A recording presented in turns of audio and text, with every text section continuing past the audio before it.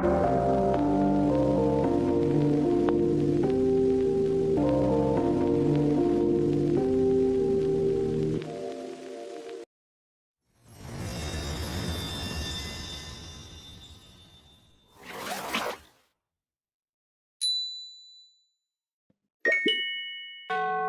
রমজান থেকে ৩০ রমজান পর্যন্ত এই ১০ দিনকে বলা হয় নাজাতের ১০ দিন, অর্থাৎ জাহান্নাম থেকে মুক্তির পথ। আলহামদুলিল্লাহ। এখন আমরা পৌঁছে গেলাম রমজানের সবচেয়ে গভীর ও ভয়ের আশার মিলনস্থলে।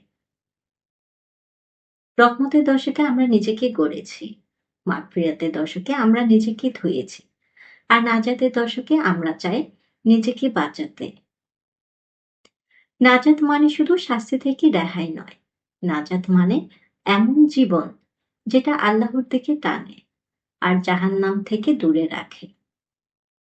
এই দশকে আলোচনার কেন্দ্র হবে তাকওয়া, আত্মসংযমের চূড়ান্ত রূপ, রাতের আবাদত, লাইলাতুল কদরের প্রস্তুতি, জীবনের শেষ দশকের মতো এবাদত করা।